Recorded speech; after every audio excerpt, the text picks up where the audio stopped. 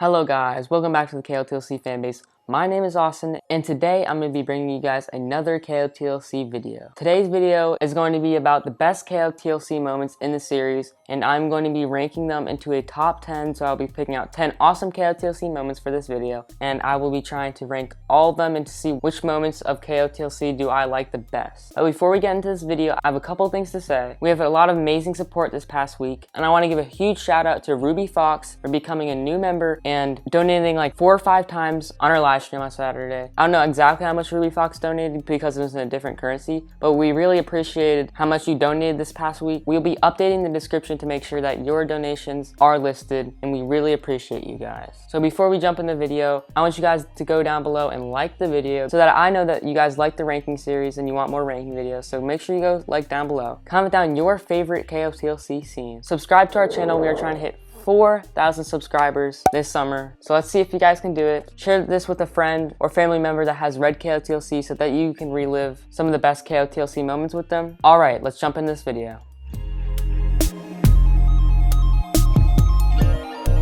At my 10th favorite KotLC moment, I'm going to be putting Sophie discovering Sylvan. So this takes place at the beginning of Exile, and they actually aren't searching for Sylvan or any alicorn. They're actually searching for Bigfoot. But then when Sophie finds Sylvan and uses her telepathic abilities to, coax her down, she eventually will bring back Sylvan to Havenfield. And this is actually a huge part of the book because they only knew there was only one alicorn alive, which was Greyfall. And now since they had 2, they could breed them and actually get more alicorns and, reset that cycle of life and actually try to grow the population of alicorns again. And that was a really incredible KotLC moment to see that the elves are actually stopping extinctions of different species and animals, and that all life matters to them. So it's great to see that moment. Let's get into number 9. So at number 9, I'm going to be putting the training moments at Iluvatar. So when the Black Swan went to Iluvatar, they actually started training to battle the Neverseen. It was awesome to see them practice their skills and abilities and actually train to battle the Neverseen. Of course, they don't defeat the Neverseen because that would, end the book series, but they actually do gain more trust in each other, and especially Sophie and Fitz, they got their cognate training, a lot more progress in that. And it's always awesome to see them train and see them better themselves and use their abilities more wisely and efficiently. Also, after their day of training, when they're in the treehouse, there's a lot of great moments between all the characters and a lot of character development and character relationship development. While they all had the common thought of missing their parents and missing home, and they were all comforted each other. And I think that Iluvatar was a great place for the group of kids to actually get to know each other a little bit more and grow more fond of each other and ultimately getting better at their abilities and skills. Everything about Iluvatar was really nicely done by Shannon Messanger. So now let's get into number 8. So at number 8, I'm going to be putting all of the moments where Grady actually protected Sophie with his mesmer ability. Grady has used his strong mesmer ability a lot throughout the series, and there's a couple of iconic ones where Grady mesmerized all the councillors to slap themselves in their face, forces Brant to hold his hand in a ball of Everblaze, and actually forcing King Diminutor to punch himself in the nose while threatening Sophie. There are so many moments where Grady uses mesmer abilities to protect Sophie, and it really goes to show how much Grady and Edeline love Sophie. They would do anything to protect her. When Grady actually mesmerized the councillors to stop themselves, he could have gotten in serious trouble and risked a lot of things to do that. So it's glad to see that Grady is actually risking his opportunities in his life to actually protect Sophie and to help Sophie out in life. So now let's get into number 7. So number 7 is actually when Sophie figures out that dinosaurs are way different than she actually imagined. And actually made a connection recently about the dinosaurs in book 1. So at the very start of this book series, she's actually in a museum for her high school class, and they're actually talking about dinosaurs. So then later in the book, when Sophie comes to Havenfield and she realizes that dinosaurs aren't what she seems, that is one part of the book that Shannon Messanger wanted to include to emphasize the fact that Sophie was really questioning her life before, and how she was always saying how her life was a lie. So I made that connection with the dinosaurs. And it was funny to see how Sophie thought of dinosaurs, and then there are actually these rainbow colored feathered dinosaurs. And this might take you guys in surprise that, I like this part, but Havenfield has all these great moments with Sophie and the dinosaurs, and Verdi and Iggy and all these things where Sophie had a completely opposite view of dinosaurs. So it's really fun to read about dinosaurs in the elven world and how Sophie thought way differently about dinosaurs than it was actually in reality. So let's get on to number 6.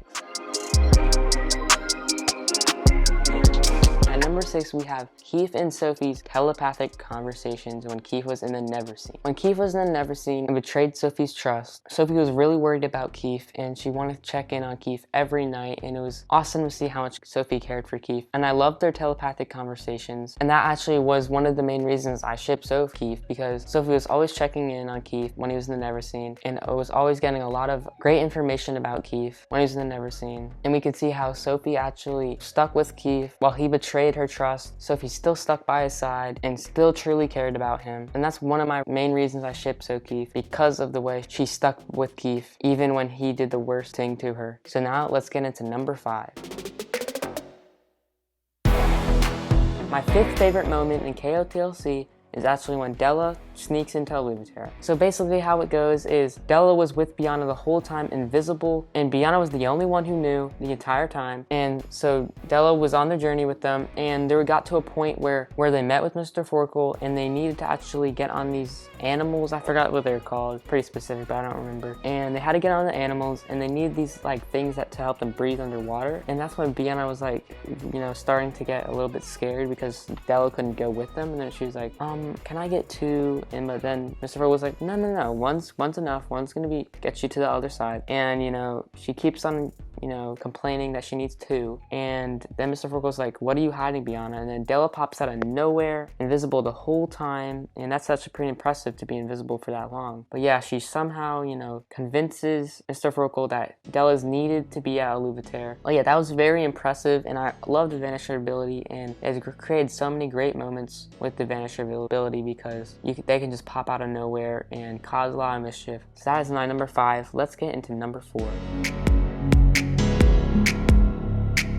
Number 4, this is actually in book 1 where we actually meet Dex, and we're actually in his dad's store. I'm pretty sure his name is Kessler. So yeah, we're in Kessler's store, and they make a lot of potions and gadgets and stuff like that. And so out of nowhere, when Sophie and Dex are introducing themselves and, you know, kind of having a conversation, Stina and I think her mom comes into the store, and Stina has a hood on, and then she's like, Kessler, why is my daughter bald? And then Dex was cracking up in the background. You know, they started arguing at each other. So then they gave, you know, Stina a potion to make her hair grow back. But that was really funny. I'm pretty sure after that, the hair actually started growing facial hair for Stina too. So like, it was really funny how Dex and Stina did pranks on each other. And it was a great way to meet Dex and show that, you know, he's kind of like Keefe, he's a prankster, and he's a funny guy. So now, let's get on to number 3.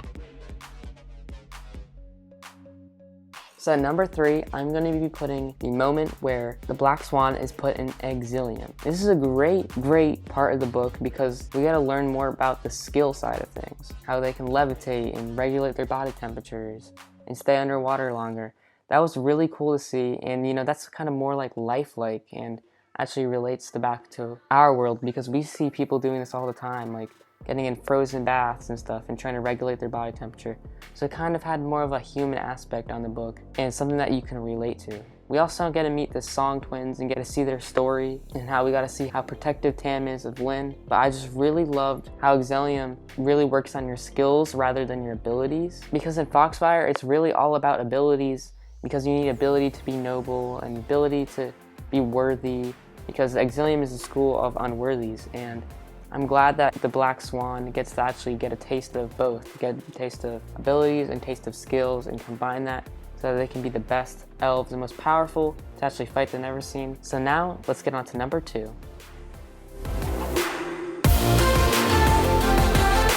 Number 2, this isn't a very specific moment. This is actually a moment that actually happens across the books. Not too often, but it's not just one moment, it's a couple moments. It's when Keefe gives Sophie a present. So Keefe gives Sophie all of their presents homemade and, you know, mostly drawings and kind of like inside jokes between them. And I think that's really nice because that's probably Sophie's best presents all the time. I don't remember anybody giving a better present than Keefe to Sophie. You gotta remember that everybody starts off with like $5 trillion in the Elven world, and, you know, buying Sophie a necklace, like if Fitz were to buy Sophie a necklace, that doesn't mean much to her as much as Keefe giving Sophie like a drawing or something homemade that he does all the time. Money and jewelry aren't really worth that much You know, they start off with $5 trillion. I bet Biana has at least like 1,000 necklaces. So if Fitz were to give Sophie a necklace or like a bracelet, that is not as much love and care as, you know, making a homemade gift as Keefe does. And I'm sure that Sophie knows this. So we know that Keefe cares for Sophie, and it's also one of the things why I ship Keefe, because of the present, to show that Keefe really cares for Sophie and really takes time to actually make something for her than rather just go buy a necklace that doesn't mean much as an actually homemade gift. So now let's get into my number one favorite KotLC moment.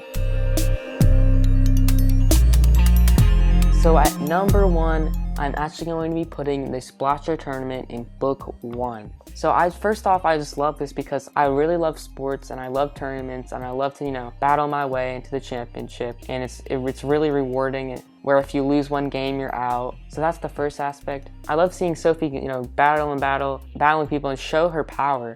You know, nobody knew that she had ability yet. Nobody knew she was like one of the most powerful elves to ever be. So they were really surprised by Sophie, you know, eventually going against the number one Splotcher tournament person, which is Fitz. No one thought that Sophie was going to beat Fitz because Fitz won every time. He didn't need those passes that got him out of trouble. They were all mad that Fitz was winning all the time. They all wanted Sophie to win. So when that Splotcher match happened and Sophie won and put Fitz into the wall, that was a really good moment to see. Her friends were all so amazed that she actually won, and they still didn't know that she was one of the most powerful elves. I love the Splotcher tournament. There was so many jokes after that with Keefe and Sophie. All the Foxfire mentors and everything were so impressed with her, and they still didn't know anything about Sophie's ability coming up. So that was my number one moment. Let's get into the outro.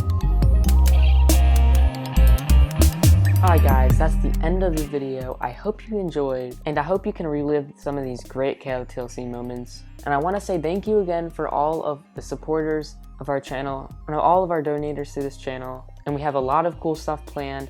So thank you, thank you, thank you. But before I go, make sure you like the video. I really want to see if you guys like these ranking videos. So if you really like these videos, please like down below, because I don't know if you guys like these videos unless you hit the like button. Comment down below your favorite scenes or any great scenes that I missed, because I'm sure I missed a lot of great scenes. And also comment down below any new video suggestions or any ranking video suggestions. I love to look at your guys' ideas and actually put them to play on our channel. Also, subscribe to our channel. We're on the road to 4,000 subscribers. So please subscribe down below. It would mean a lot to us. Turn on our YouTube notifications and go into your notification settings and enable YouTube notifications to get notified on every single one of our uploads. Join our channel down below to get exclusive member-only perks. Some of these perks include emojis, badges, bloopers, member-only videos, behind-the-scenes videos, a lot of great stuff. So go check that out. It's awesome from the KotLC fanbase. Have a great day, and I'll see you guys in the next video. Bye.